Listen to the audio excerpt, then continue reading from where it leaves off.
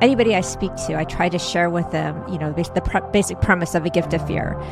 Basically, it's that you're subconscious. So as you go through life, you build your subconscious of experiences that you have. So without knowing it, if something's uncomfortable, your hair stands up in the back of your neck, something just doesn't feel right, that is your gift of fear. So stop.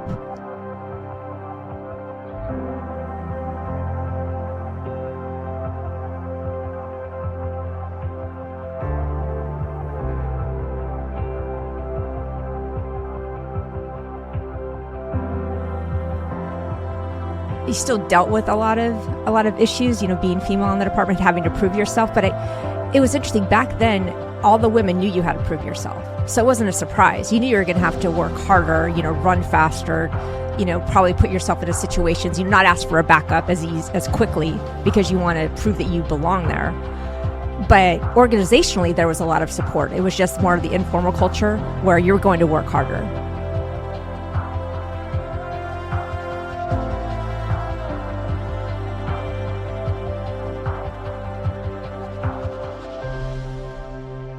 And I feel bad that I didn't realize that part of it, the victim part of it, that I could have been more supportive of victims and help families in that piece. And I hope officers kind of realize that we're focused on mental health for officers, which is so important, but also that piece for victims and communities, trying to help them.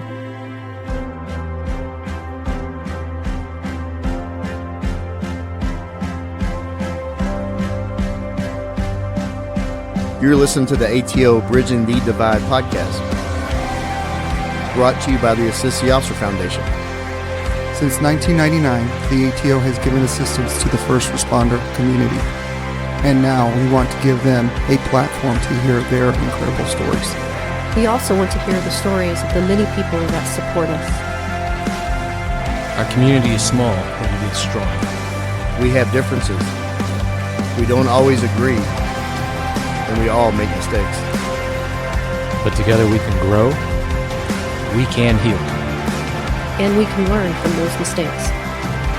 And together we can bridge the divide.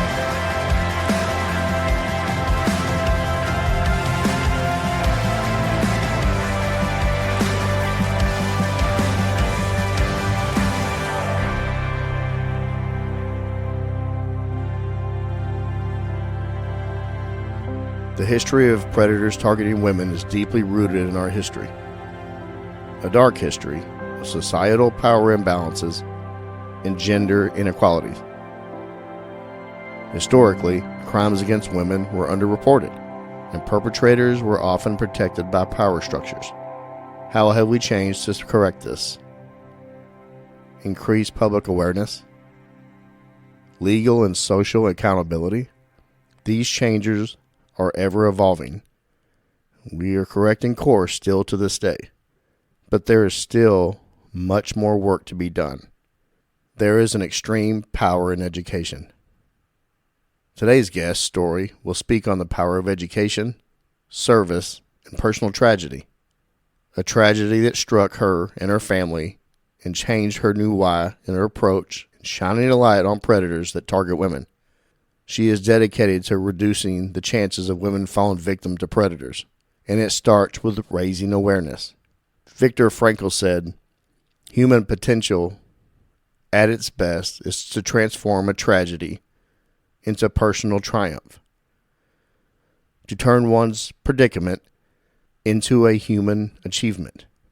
We are excited to sit down with retired Phoenix PD Detective and current Director of Public Safety Partnerships for the National University, Cindy Janicik.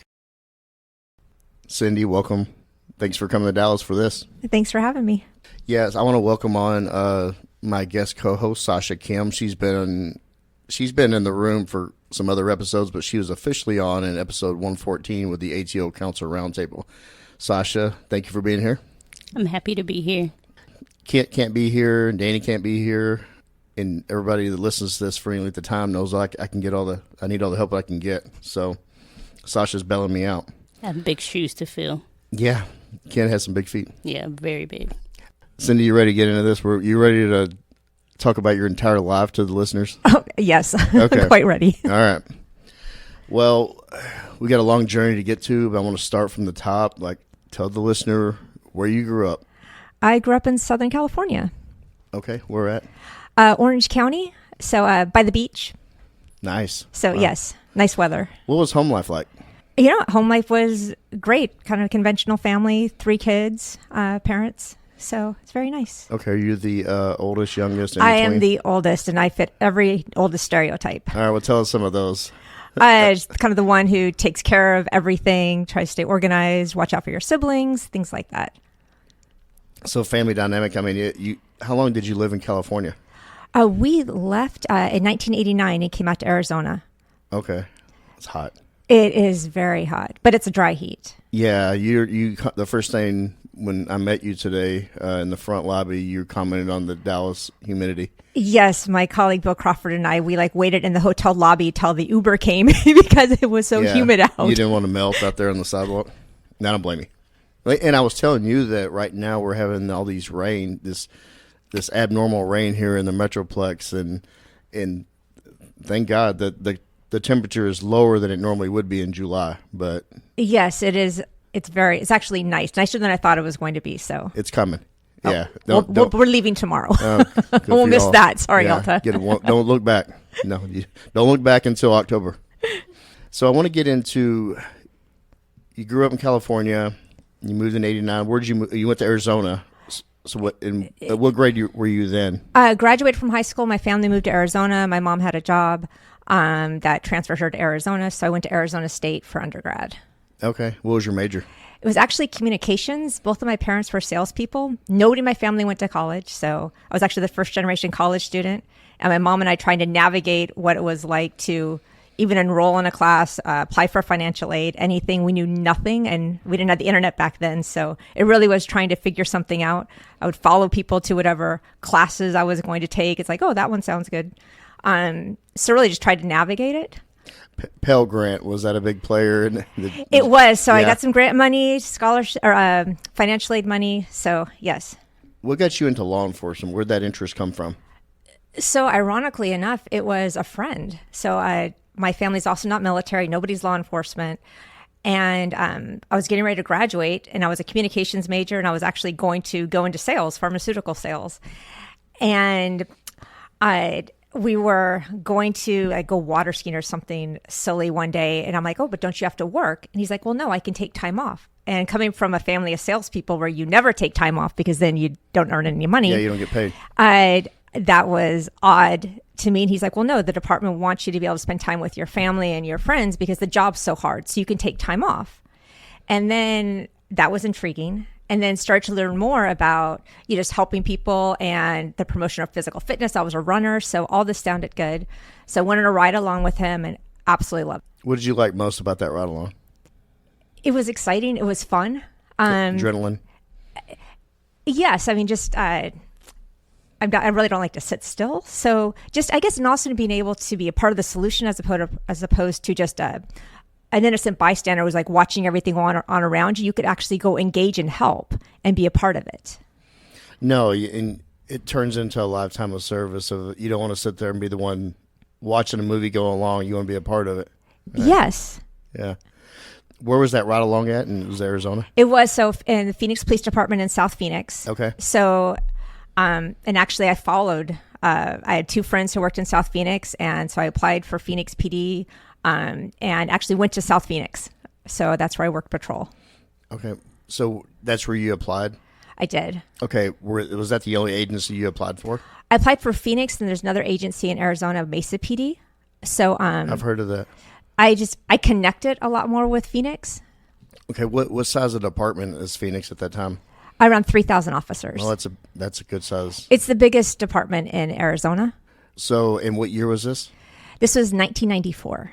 When you got to the academy, how did that look? How long was the academy? I think it was 4 months back then. And well, what's interesting is coming from a non-military family, non-law enforcement family, they said that you need to show up with black leather shoes So I had the cutest black leather shoes Shiny, when the I showed black up to the patent, academy. There's nothing you could spit shine. I had no idea what spit shining was. Fortunately, we had a Marine in our group who taught me how to spit shine shoes. But I was so unprepared.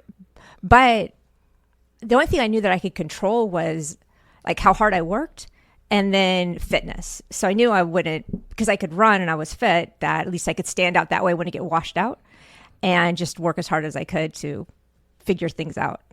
How important was it for you to stand out?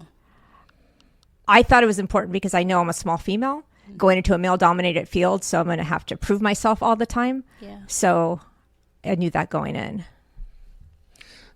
When you talk about you could hang in the fitness realm in that class, so every agency across the country, they have different emphasis on academics, and then also physical fitness. I know DPS and here in Texas, theirs is heavily on physical fitness. They wake you up at 5 a.m. You're staying in a classroom in bunks with your classmates, and you get up at 5 a.m. and you're fighting in a DT room. What was the emphasis in Phoenix at that time? Was it physical fitness? It was physical fitness. I mean, Okay. you still had the academic part, but it was it wasn't that advanced. It was pretty basic for academics, but a lot of it was fitness. Sasha, ours, I mean, I got to say that ours, I think, is more geared towards the academic. When I went through academics, the physical fitness really wasn't hard. There was for some people in class, but I think the emphasis on the testing. Yeah, I think that's where people struggled the most. Oh yeah, we had more people fell out of the academy because of we took weekly tests leading up to TCOL, the TCOL test, which is a state mandated test, and then once you pass TCOL, the test lightened up a little bit, but we have a lot of people, and the tests are no joke. But physical fitness and DPD was not. I haven't talked to many people that would consider it really hard. Phoenix, probably the running. So we would have people that would wash out because of the running, because of injuries. Right. So then you have to recycle through. But we had weekly tests and things like that as well with Phoenix. They try to do a really good job preparing. I think only one person washed out because of academics. Man, well, ours is mainly because of the academics. Okay. So it's over at 3,000. What size are they now? Now I think we're down to around 2,800. We should. Oh, I think wow. full Okay. staffing is 3,500. So we're really short. That sounds like us. I mean, nationwide to recruit is hard right now. No, it is really hard to get to recruit over in Phoenix. If there's a lot of people who go to the smaller agencies, Phoenix just has. I mean, they had. They were being considered, but they were under the DOJ investigation, so that didn't help Phoenix. And they just. To be honest, it is a great agency. I mean, top down, it really is. It's just unfortunate some of the political climate, and that Phoenix really took a lot of the pressure from a lot of things that were going on. The DOJ investigations, that they don't really do well on a flyer when you're at a recruiting event. They don't, and we would even have students that probably read it on TikTok or something that they would just repeat something they read. And we tried to share with them kind of the bigger picture of what the issues are and so forth. But it seems community really doesn't know all the bigger issues. They just know the headline. So it's just unfortunate for all the good men and women with Phoenix PD that are working so hard, that are so community focused, that they just had to kind of deal with a lot of other things. A lot of major departments, including Dallas, they've had to consent decree. I mean, it's something. There's a lot of every agency, small and large, they've had missteps throughout their history, and Phoenix is no different, but it makes it tougher. It does, and it's not. One thing I like about Phoenix is the leadership in Phoenix will never say they've done everything right, but they will try to be better. And it seems from the top down, they've always done that, tried to be progressive and better. Good. When you applied, I have to ask you this. So you had no background from family of military or first responders. What kind of family support did you have when you wanted to go work for such a large department? And with large department comes a lot more exposure to dangers.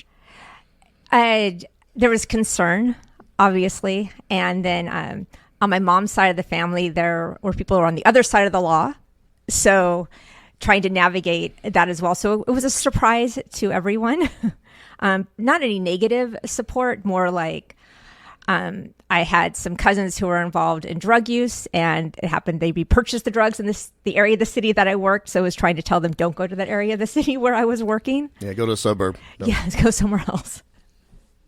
No, every family dynamic's different. I've had, my family, we had some outlaws as well.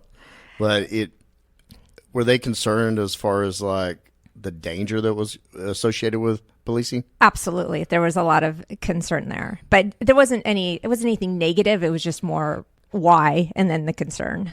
Okay. When you started Phoenix, what was the culture like there? It's actually pretty progressive. We had a lot of female officers. You still dealt with a lot of issues, being female in the department, having to prove yourself. But it was interesting back then. All the women knew you had to prove yourself. So it wasn't a surprise. You knew you were going to have to work harder, run faster, probably put yourself into situations, not ask for a backup as quickly because you want to prove that you belong there. But organizationally, there was a lot of support. It was just more of the informal culture where you're going to work harder. But if you know that going in, it makes it easier because you're not surprised. I know I'm hearing your mindset and your approach. Did all the other females in your academy class, did they have the same approach, and did they have any struggles? There were a couple of females in my academy class that did not have the same mindset, and they struggled. But I went to a precinct where all the females had the exact same mindset. So I was really fortunate to be surrounded by really strong women. Supervisory roles? Not so much supervisors, just peers. Okay. That were really strong. And if you didn't kind of have that mindset, then you were excluded. Okay. How did that look if you didn't have that mindset? You were ignored. So it was basically, you're going to be there, you're female, you're going to work hard, and you're going to go above and beyond, or we don't want you anywhere near us. Yeah. No. You had to prove yourself. You did, but I think it seems now some of the females that I talk to, they don't have that mindset. So I think you have to have that mindset where you have to know how you're going to be perceived. If you're not, if you're not a 6 foot, MMA fighter coming in as a female to the department, you're going to be perceived a certain way. So kind of like know what people are looking at and pull your hair back and take your makeup off and, don't, just be professional and go do your job and work hard. Yeah, there's some element of that, having that mindset that protects you too out there. Because also, like, the criminals that you're dealing with are also sizing you up. And knowing that, like, you're going to have to work 10 times harder. And, like, the strategies that you use out on the streets are going to look different. That keeps you alive. Absolutely. There was an officer, I did some work for Tempe PD a couple years ago. And there was a female officer who was struggling. So one of the guys brought over, he's like, hey, can you mentor? Can you help her? And she walked in and she had fake eyelashes, big long nails. Her hair was all out. It was like she was going to a nightclub as opposed to going to work. And nobody told her that no one's going to take you seriously if you look like that. And she was very surprised when I shared with her how she was being perceived. And for her, she's like, well, I don't run as fast as other people on my squad. It's like, well, then go run faster. So, as opposed to trying to turn it that, well, people should see me as being great, incompetent because I'm here. You need to kind of I think, look at how people are perceiving you. So, and if for whatever reason, she happened to be short. So if you're never going to run faster, go find something else that you're really good at and lean into that. But you can't ignore what's there. Yeah, well, a lot of young officers, male and female, I think they have a problem with communicating, and especially in this day and age, when I see everybody wants to text or yes, or use a computer or talk from a Zoom as opposed to face-to-face communication. That's why I like doing these shows like I do. I don't like Zoom. I don't like doing Zoom interviews. I don't like it. I'm sorry. They're hard. Bill and I were just talking about that. If because classes now, when you'll talk to students, if a lot of it's distance learning, so you're over Zoom, and it's really hard to have that same connection. I've had more people, men and women, with various experiences on PD and personal life sit in this very room and break down emotionally, and they can't figure out why, because this is more intimate. It is more intimate. Yeah, I mean, we got a Batman here, but we we got a bunch of owls it changes around. The entire dynamics of Batman. Yeah, Batman's judging over there in the corner. But no, I like this connection. I like whenever we're talking about an impactful story, a critical incident, or somebody, going through a period in their life where it was being in a dark place, it gets emotional. And as an interviewer, and Sasha and is here, we're basically absorbing all that. I like getting that out of an interview, not looking at a computer screen, and I don't want to sit and look at somebody's face and then, and nobody acts right when they're on camera, and they act differently, and it's not as genuine and authentic. But I think it's very important. You out on the streets, you have to communicate with people face to face, and it's just a huge component of policing. I think that's lacking right now.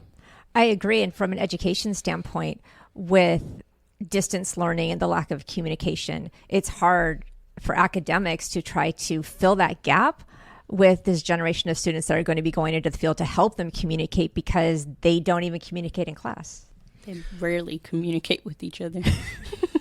Yeah, some couples sit on the couch and they're just texting or looking at reels all day as they're supposed to be watching a movie. Yes, that's real. That's our world, and there's good and bad with it. But when it comes to policing, and you don't show up and talk to a computer screen out in the streets.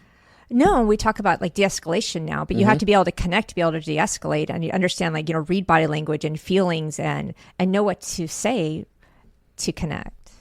Right. So what was your biggest challenge whenever you hit the streets that you going in, you didn't realize, you weren't thinking about it being a challenge? Even if you work harder, then there's still some people that you're not going to win over. That was the biggest challenge that I was surprised at.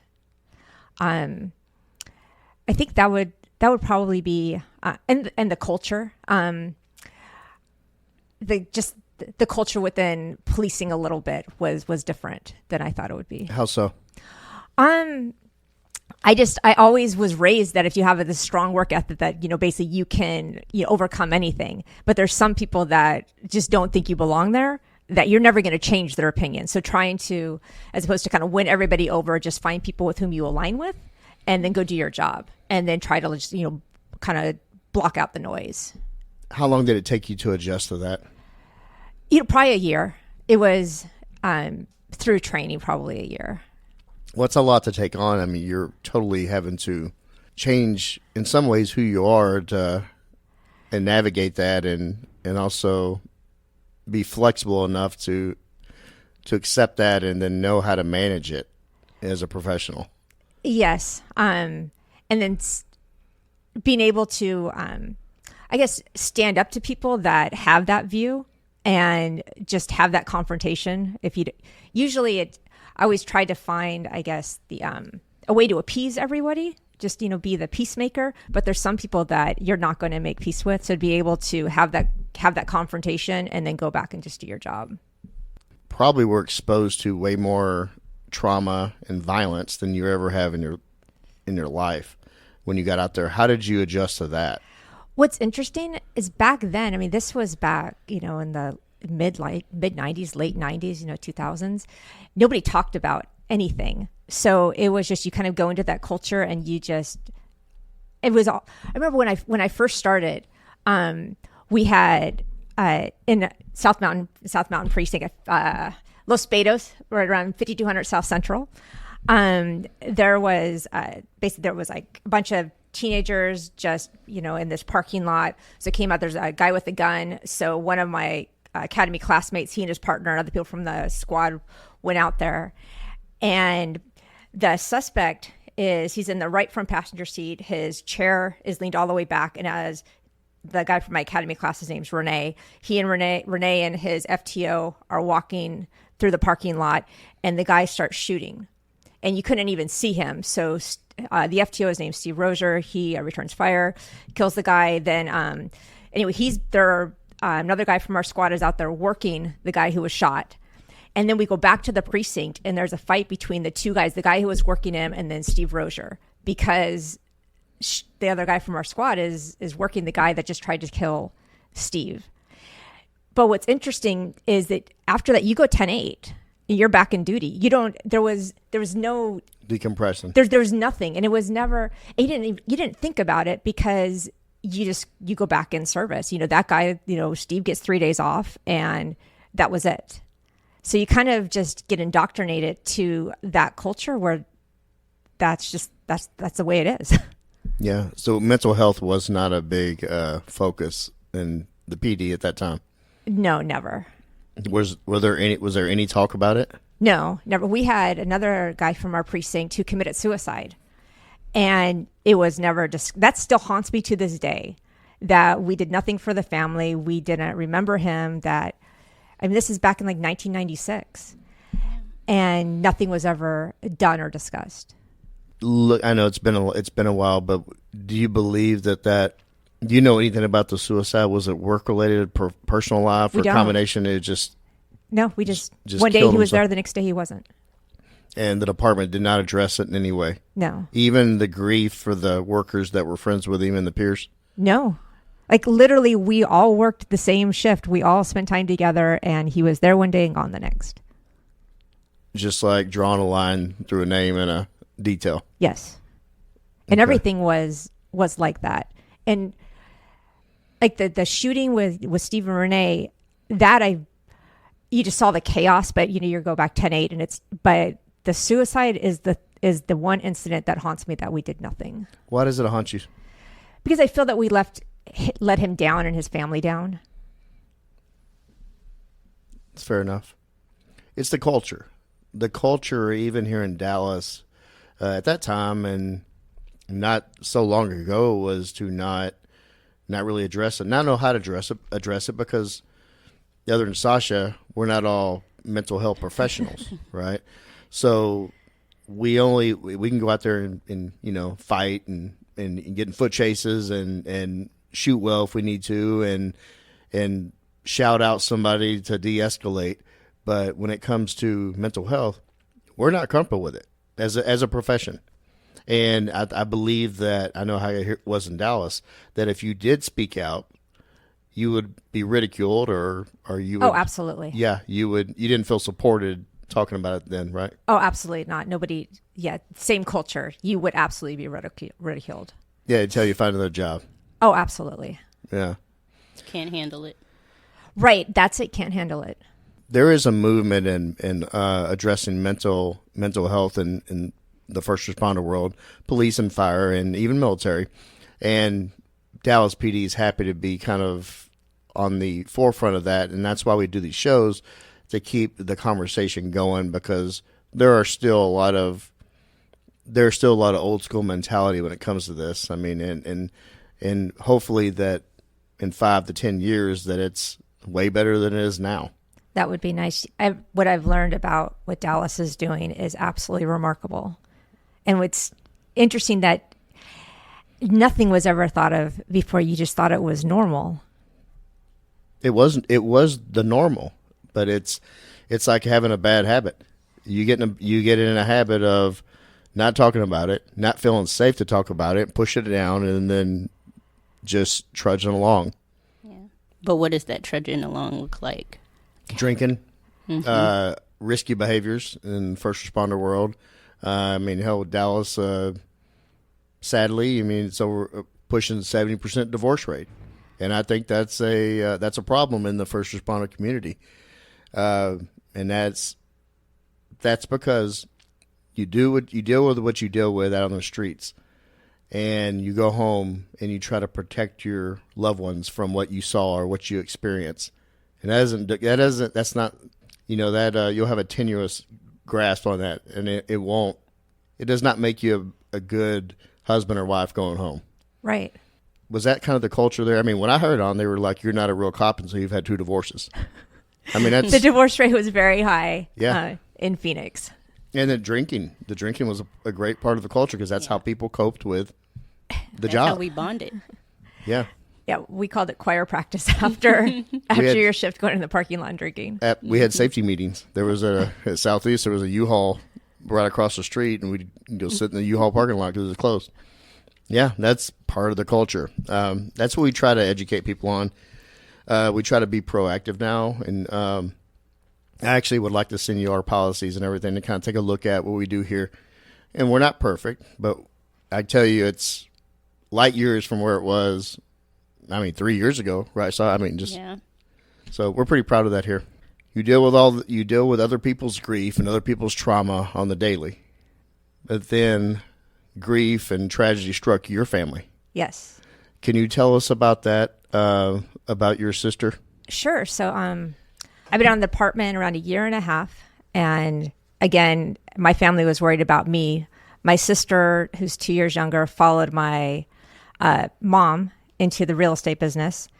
And she was at a model for new home sales, and a serial rapist stalked and killed her at her job in the city of Phoenix. And you were an officer at the time? I was. So we were trying to contact my sister and couldn't get a hold of her. So the person I was dating at the time was also an officer, still is. And so I called him because her subdivision was close to him in North Phoenix. So I asked him to go check on her. And so then I called 911 and let them know that we couldn't get a hold of her and where she was at. So, and then I found my parents and I drove to where my sister's subdivision was at. Well, police were going to look for him, and it was actually my boyfriend who had to tell me that she had died. Can you, as much as you can or willing to, can you describe how that hit you? I was numb. It was just numb. My world changed. Our whole family's world changed in an instant. Did the department support you as far, because it happened in the city that you actually work in? It was, honestly, I don't think the department knew what to do. Yeah. Because it was so unique. So there wasn't really any support. The one thing that was nice to give you, thinking back on it, one thing that happened that was really nice was my squad came to the funeral, but that was the most support that was offered. And it meant a lot to me, but then, so it happened on February 9th, 1996. The homicide investigator obviously was with Phoenix. So I was able to, just things that, thinking back, you're like, I can't believe this actually happened. I would go talk to him during the shift because I was working days at the time. He was working days. And so, just kind of navigating the system through him. But then he was arrested and he was put into jail in Phoenix City Jail, where I booked people into Phoenix City Jail. So one day I was booking somebody and one of the intake officers asked, do I want to see him? So I'm like, sure. So he brings me around and we're in this this glass pod area and they pull him out and I got in trouble for that. So obviously he told his attorney told the PD. So that probably should have been a red flag to the PD that maybe there's something going on here. So then everybody was very nice at the department. My commander talked to me, but there wasn't anything. I had 2 accidents that year. Things were not okay, but nobody really knew how to manage it. Then neither did you. I didn't know. Right. I managed it the same way I did with the department. You just shut everything off into your job. So then we had the trial the next year, and I'm thinking the victim impact statement. So I'm going to make sure this guy knows to watch his back every single day he's in prison. That's the only thing that I could do right now. So he was found guilty, sentenced to the death penalty. So my victim impact statement, that's what I focused on, is he better watch his back because, they don't like rapists and, all these things. And what I remember is after that, the homicide investigator's like, you shouldn't have said that. but nobody told me what to say. I think there's a failure with the criminal justice system with victims' families and victims, because the prosecutor's office is so focused on the offender and that part of it, that nobody's there to even help, even as an officer, navigate the entire criminal justice system. I didn't know I shouldn't say that. But there's not a lot of support. And we saw that even recently with the case in Idaho, where, the case is going for 2.5 years. Then all of a sudden at the last minute, they take the prosecutor accepts the plea deal, defense accepts the plea deal the prosecutor still has on the table. And you have the victims' families that are like re-victimized, and they're traumatized and they're spiraling, because in our criminal justice system, the victim and victim's family are really, you're supposed to be on the outside just letting the prosecutor's office do their job. So nobody's supporting victims, even with information. Well, I believe it's still the same. Yeah, it's the same everywhere in the country. But back when I was on the PD, we would give somebody a victim's impacts or a victim's rights pamphlet, and that was it. And as an officer, I never realized how important that was. Yeah. You see someone as a victim, even of a burglar, you don't realize how violated they have been. But when I was an officer, it was procedural. Here's your report number. Here's this. Check the box. That was it. And I feel bad that I didn't realize that part of it, the victim part of it, that I could have been more supportive of victims and help families and that piece. And I hope officers kind of realize that we're focused on mental health for officers, which is so important, but also that piece for victims and communities, trying to help them. Yeah, well, I've had on homicide detectives on here, and one of the toughest jobs is doing the death notifications, because there's not a playbook that really is that help, and everybody's uncomfortable with it, and there's really no playbook to go how to do it, because there's no right way or wrong. I mean, there's a wrong way, but there's no right way to go about it. You're going to absorb so much grief, and everybody handles that differently. People are uncomfortable with it, because think about it, we do have to be in some ways robotic to do our job, but I don't think that the police culture, we have to pack away a lot of empathy and compassion, and that is not good for the victims. No, and another thing that surprised me during the trial, my mom got really upset, and they made her leave, because you can't have any emotion at all during any part of it, because it could sway the jury, right? Well, even all the jurors, they're humans too, right? And so you say that they told you shouldn't have said that in the impact statement. How did that did it have any effect on any outcome?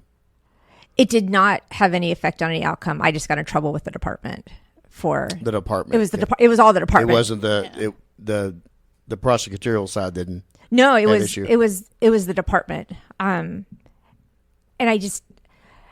but nobody at the department didn't offer any support. Like, okay, this is kind of how the system is going to work. There's no education on it. There was nothing. And it was even, shortly after my sister was killed, we had another officer in our precinct. Her husband was a detention officer, and he was killed. And it was the same thing. There was never any discussion like, hey, just let Doreena's husband, was killed, and this is kind of how we can support, what you should do, because nobody knows what to do or what to say. Well, so then a lot of times nothing is said. Nothing is said. Nothing was said to anybody. So that changed you, obviously, for the rest of your life. Yes. At that time, how did it make you look at the profession differently? It didn't at that time, looking back, yes, but at that time, again, I felt support from my squad. So that meant really a lot to me that my squad was there at the funeral. But no, looking back, I realized that, what, we did Dorina a disservice. We did other people just a disservice by we could have done more to support everyone, support me at that time, to navigate everything. How did you juggle dealing with your own mental health and then still continue doing your job? I never dealt with it. You just, again, being the oldest, so you kind of are there to take care of everyone. The shepherd, I mean, I was 23 and I was the spokesperson, 24, I was a spokesperson for our family, just trying to be the one that keeps it all together. Yeah. And in a profession that's supposed to keep it all together. Yeah, so I guess I was made to go to the profession to keep it all together. Yeah. But you don't keep it all together. You don't. Or process it or anything. No, and you're still processing it. Yes, you just kind of, with the field, you just get hard. Maybe that's also why we have more divorces, because you don't know how to communicate or talk or process, so you just get hard and hard and hard. And then use bad coping skills. Yes, fortunately I was a runner, so I just ran. Yeah. That wasn't a bad coping skill. No. Well, I want to stay on the topic of, because in your, you and I have been communicating leading up to today about, I want you to get into just crimes against women and let's talk about the topic. So one thing that did come out of what happened with my sisters, in addition to talking to the homicide investigator, I also talked to sexual assaults and tried to find out, why my sister was targeted, how she was targeted, those types of things. And then what I learned was that the real estate industry, women in the real estate industry have been targeted for years because offenders look for an available victim. And the best place, not best, but one of the easiest places to find an available victim happens to be real estate. You should have women that have new homes, where they just literally sit by themselves in models, and they're at the same place all the time. So just learned a lot about my sister's case, and then all the different rapists that would target this profession. So talked to my mom about the information I was finding and learned that nobody had told any of the agents. And then what I learned more was that if the male-dominated field, if they were, or the male leadership, if they told the female agents that single men target women in this profession, single men, men that come there by themselves, then they're not going to walk them and show the models. So they're not going to do their job if we tell them that. It's there was never any information shared with any of the realtors. So it just became a constant fishing ground for sexual predators. No, I could see that. I could drive through any neighborhood and see the realty sign up and see the photo of the realtor, and they just, as a predator, that's just what you drive around and look for it, and then that's when their journey begins to stalk. Yes, and then I did some research into just rapists and the people who targeted women, just try to look at their profile just to try to learn. I guess, when you're in chaos, you try to make some sense of the chaos.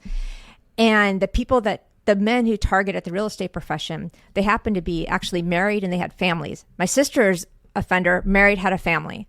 So they have this conventional lifestyle, but yet they have this deviant behavior. So, and then it's very calculated. So in my sister's case, her offender, he had raped a girl. My sister's very small, 5'2", just very small. And there's another agent back in California who's the same size, looked a lot like my sister. And he had attacked her and was incarcerated for 3 years, registered as a sex offender, left, moved to Arizona, and basically did the same thing. So they have this MO. They're very good. And I kind of made it my mission to try to empower women with information. Yeah. One thing I did learn from the department is it's hard to fight men. I mean, I do it, or I did it.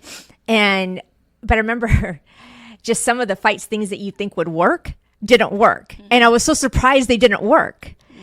So I'm well, okay, so if you have to fight with somebody, fight for your life, obviously. Yeah. But if we could empower people with information, if my sister had information that, these are the things that these offenders say. They ask unusual questions because their whole goal is to get you into some isolated part. So usually if there's model homes, you have 3, you have the office and 2 other models. They try to get the victim into the farthest, most isolated location, whether it's a spec home or something. So they're going to ask you questions with that intention. So if they ask unusual questions, then that's a flag that this is not somebody who's trustworthy. So just trying to be more perceptive, as opposed to realtors are only thinking about the sale, right? They're okay, is this actually a buyer? And the offenders are is this actually someone I can victimize? So just trying to get as much information I can and share it with realtors. And then, I have a 16-year-old daughter now. I took my daughter and a bunch of her girlfriends shooting. I'm like, you guys are going to shoot, and you're going to have self-defense, and you're going to learn and give them safety and just be aware. How important was it for you to be able to empower these women? I feel it's the only thing that I can do. Yeah. Because I wish the industry had given my sister that information. Thank you for doing that. It's clearly it's turned into one of your many new whys. Is if it could help one woman from going through what your sister and your family went through. It's the offenders. What I've learned is there's a part of their brain that's deviant. That is what they do. So we can't understand it, process it. We just have to accept it and then try to avoid that situation. The only way we could do that is just by sharing, with daughters and moms and grandmas and, women, that this segment of the population exists. And I was raised by a strong woman. I was raised to, be strong and so forth. But if you can avoid a confrontation, that realize that as much of a badass as you think you are still female. And if you're small, you're even more of a target. If you're walking around with your kids, you're even more of a target. Just know that offenders are looking to victimize someone. Whether it's even a robbery, they're looking for the available victim. They're not going to take something from you, Joe. They're going to take something from me, more likely, because I'm a better target. So realize what people on the outside offenders are looking for, and then try to just be safe as you can, because you can't. I'd love to live in a bubble with my kids, but we can't. So just try to be safe. Yeah. Be a harder target harding. So you go out and speak on this? I do, and then every year I teach the cheer girls over at one of the high schools in Arizona. I teach them self-defense, and they love it. I bring a couple of my officer friends, and we do that. I keep up on the research, and none of it. This is the crazy thing: is none of it's changed. These offenders are always the same. They're looking for an available victim. The best theory out there that I've read is called the routine activities theory, and that basically it's really basic. If you think of a triangle, you have when someone's going to be victimized, you have an available victim, okay, a motivated offender, and then you have the absence of capable guardians. So capable guardian can be an officer, it could be lights, it could be like a wall that's separating people. So what I try to share and what I try to do in my own life is have as many capable guardians as you can, because to make you less of an available victim, because the motivated offender we have no control over, and they exist everywhere. But if we can turn lights on at your house at night, so that the offenders are looking to burglarize a house, they're looking for the most the available target. It's the same thing. They're looking for the available victim that they're going to victimize. Your daughter is eventually going to go into college. I think it's important for people to educate. This day and age in colleges, there's not much safety and education on the predators that are within college and the opportunists that could take advantage of women. I am pretty sure you're going to educate your daughter on that, to what to look out for. I do. And the same thing with the high school kids or college girls. I'll speak to them. The biggest thing I try to share with the high school and college girls is drinking, because if you look at the offenders that are targeting girls, it's the same thing where they're trying to. Isolation is the biggest thing. So that's something that you can try to control. So just try not to be in an isolated environment with someone. So just trying to get the girls to stick together. And even if one of their girlfriends is intoxicated, and they're walking with a guy, do not let them do that. Just try to kind of have a pact before they go out that regardless, we are going to stick together. Yeah. We want to give as much education on this as well, because we had on the great Sergeant Alan Holmes, and he talked about the serial rapist. And he investigated over 50 serial rapists here in Dallas when he was a detective in sex assaults. And he talks about the people think about roofies and about pills. The greatest date rape drug is alcohol. Yes, all the cases that I've read, all the video I've seen, everything, you see that it's alcohol. Someone lowers their inhibitions and they get lured off someplace isolated. Yeah, it's over-serving to black out and then take advantage of them. Mm-hmm. And they're out there. Yes. Again, because these offenders have an MO. They know what they're doing. It's not their first time out. They're so good at it. So we have to be as equally vigilant to protect ourselves and our families, our daughters, and so forth. Cindy, before we move on, because I believe we cannot talk about this enough, as far as educating the public, educating women how to take care of themselves and their families, what else would you suggest for women to do to take care of their flock out in the public, because those predators are lurking? Awareness, I'd say, is the biggest thing. Just constantly looking at your surroundings, whether you're in a good neighborhood or a bad neighborhood, it really doesn't matter. These predators, especially sexual predators, I mean, they are everywhere. I try to teach that to my daughter. I've done that since she was little, where when we get out of the car to go to the grocery store, where are we parked? Are we parked by a light? Try not to park where, a big car is next to you, or we can't even see, what's in between the cars. And, not being on your phone as you're walking in and out of some place. I'm a runner, and so, just try and just have one earbud in and not two, so that you give yourself a fighting chance and your children a fighting chance, and let them know one thing I think I did a good job with my daughter is that just trying to just age appropriate, just trying to make sure that she's aware, like, okay, look at our surroundings, and we don't want to, we want to make sure that, we can see our car. We want to park next to lights, just trying to instill that awareness in her, where she wasn't paranoid, but she was aware. You don't want everybody to walk around in a hypervigilant state 24/7, but you do need, and I'm glad you brought up about the cell phone, people being buried in their cell phone. You can walk down the halls here at headquarters and see an officer almost run into you because they're staring down at their phone. Mm-hmm. And I do want to touch on one thing, as far as anybody, no matter how aware or unaware they are, or educated or uneducated, anybody can be lulled into a false sense of complacency with their surroundings, because they get up every day, they go to work, they go out for a run, they come home, they do yard work, they let the kids go out in front and play, they go to the mall, wherever, and everything works out. And if you, in your mind, you're standing in your own neighborhood where you know everything, you know everybody, that I think that could give people a false sense of security, and your guard comes down naturally. Complacency is something I think we all have to struggle with. But there's a book by Galvin de Becker called The Gift of Fear. Have you read it? That book. Okay, so I try to tell anybody I speak to, I try to share with them, the basic premise of A Gift of Fear.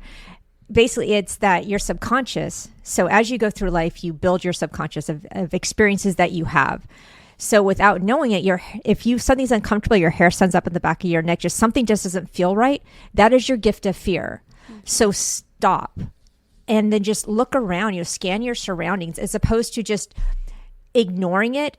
I think many times I did this even with my sister when I was trying to get a hold of her. It's like, oh, I'm sure it's fine. Even my 911 call, I was very like, yeah, we can't get a hold of her, thinking everything's going to be okay. You always have that's the way it is. And then unfortunately, if it's not. So as opposed to just always having everything's going to be okay, and ignoring that gift of fear, just take it as a sign that there's something that's off. Maybe nothing. Yeah. But always be curious about it. Yes. I do want to shift gears, and I want to talk about the National University. Okay. Of where you work now, and the message that you, I want to talk about the programs and the mission of this university. So National University is a private nonprofit, veteran founded over 50 years ago, based out of San Diego. So the mission of National University is to support non-traditional learners. So you have your typical, residential university where you have like UT in Texas, or like Arizona State in Arizona, where you have these big universities where, for your 18 to 22-year-old generation. But National is focused on everyone else. So how about those of us who are working in the field that want to pursue education or go back and get their counseling degree? Yes. You can't do that with that same traditional education where you have a 16-week semester. So National University's classes are focused on helping adult learners that are people, even like younger people who are juggling, jobs and kids and so forth, that trying to progress, so trying to persist so that you can be successful at the most cost-effective way, and have it be available. So most of National University's courses are 4 weeks. So if you look at adult learners, we have so many things that we're juggling, whether it's, kids and parents and jobs and school and so forth, like school for our kids, trying to manage that to try to add more than one thing on at a time on our plate is really hard. But if we take one class at a time, we have a mental energy capacity to be able to do that. Yeah. So that's the idea. And then when we look at the landscape of higher education, there's a lot of different universities that are offering like online or distant learning programs. But now I've been in this academic world for a long time now. You have some that are really good and some that aren't. So even at the same price point, you have some that are good and some that aren't. And the ones that are not good, that's where the material is really outdated, that you try to navigate, go through that online format.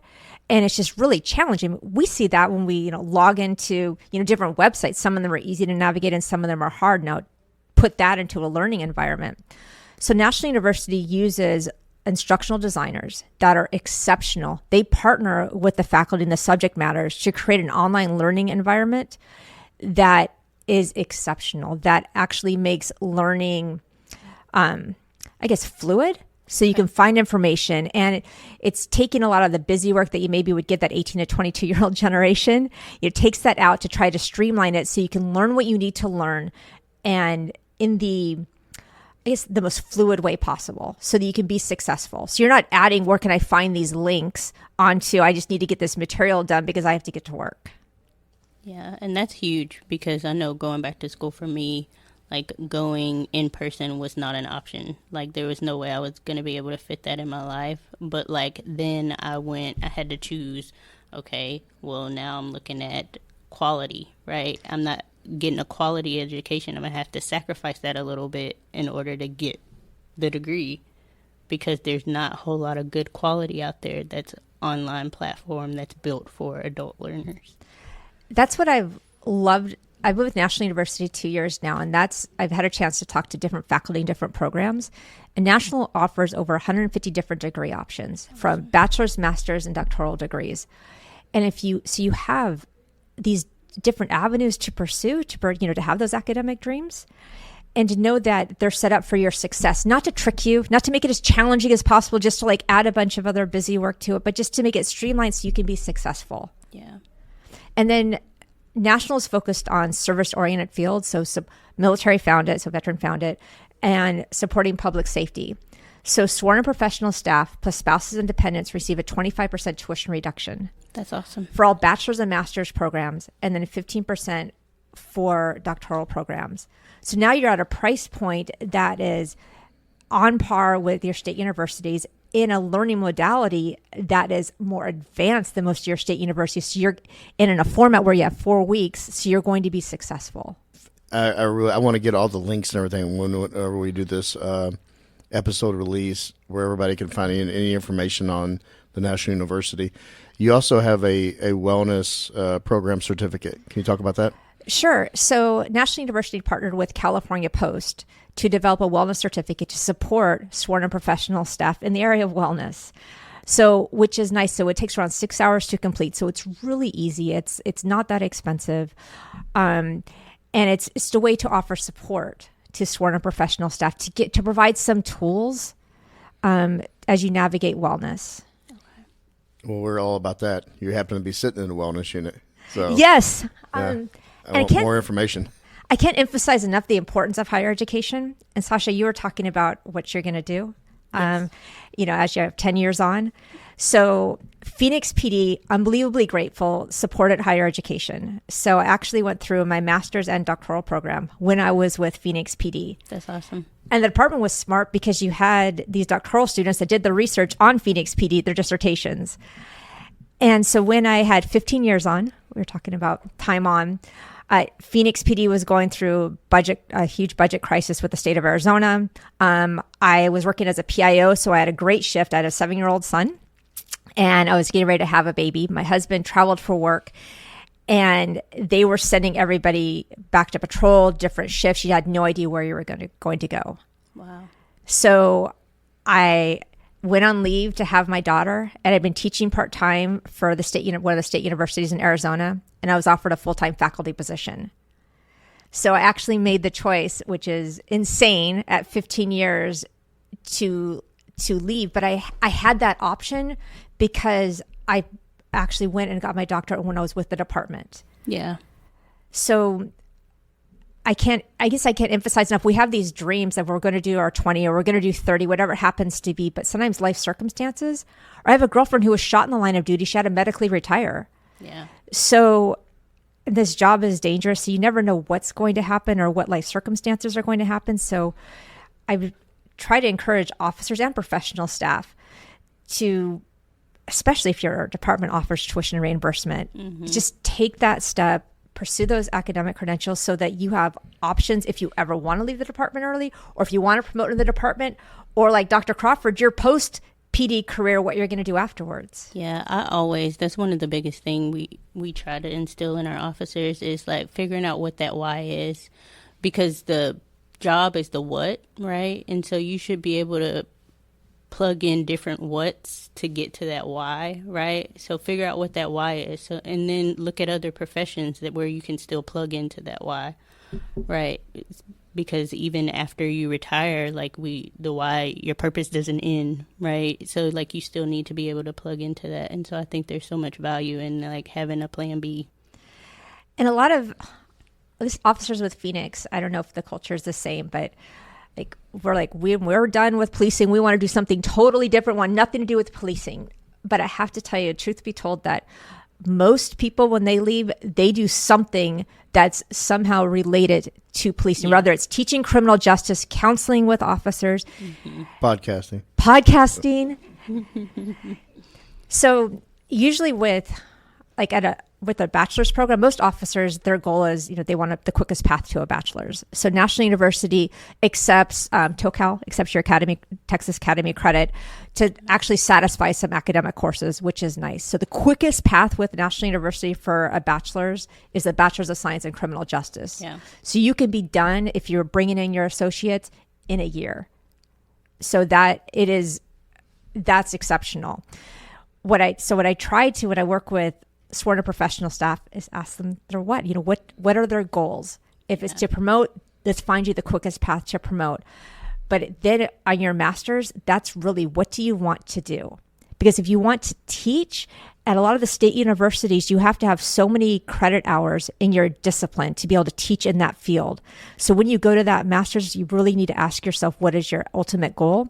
And with National having so many different degree options, you can actually find something that's going to support that goal. That's awesome.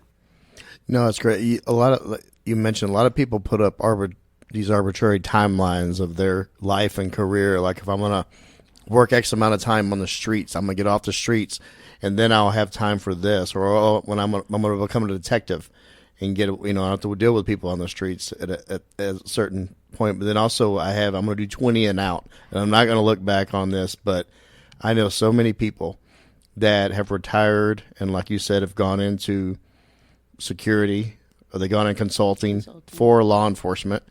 And it's just hard to get away with because people are scared to go down that road of the unknown.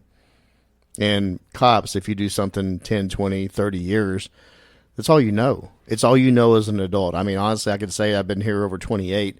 This is really all I know as an adult in my professional career. Yeah. And it's hard to look at doing anything differently. Yeah, but it's also smart, right? You lean in on your strengths. And so, like, if you're going to, reinvent yourself, lean in on what you know, right? And find a way to reinvent yourself that, complements that.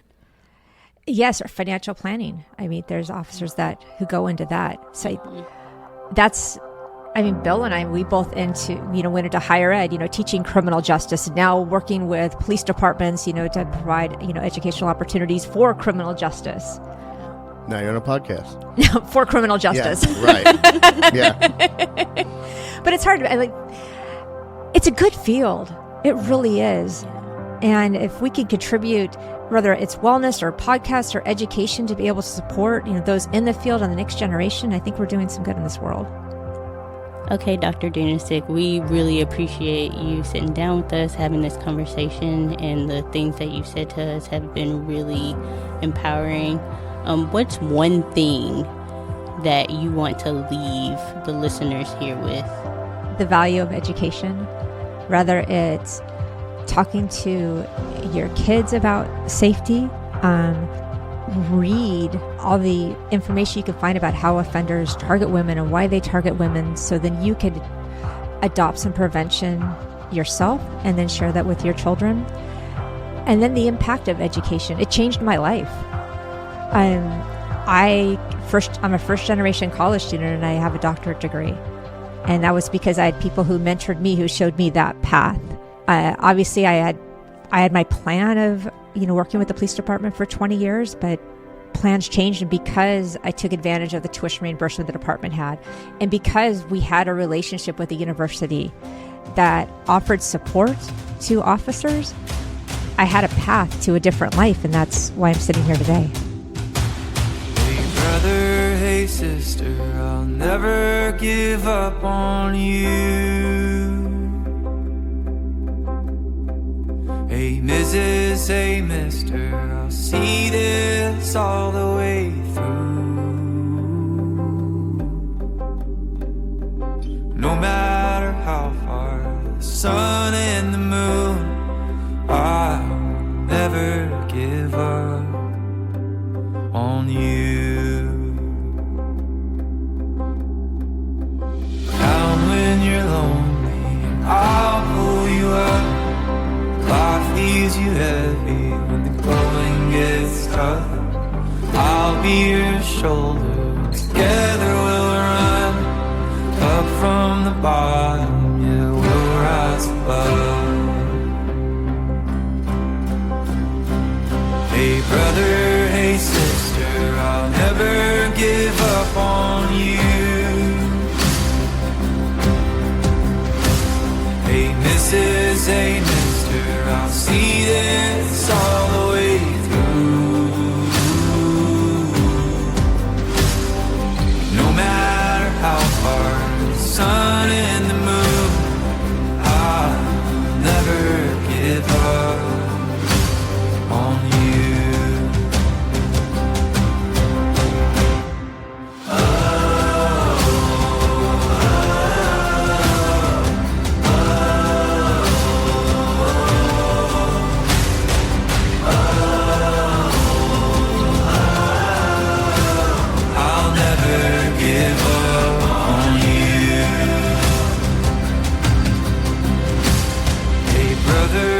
Sister, I'll never give up on you. Hey Mrs., hey mister, I'll see this all the way through. No matter how far, for the gold and the blue, I'll never give up.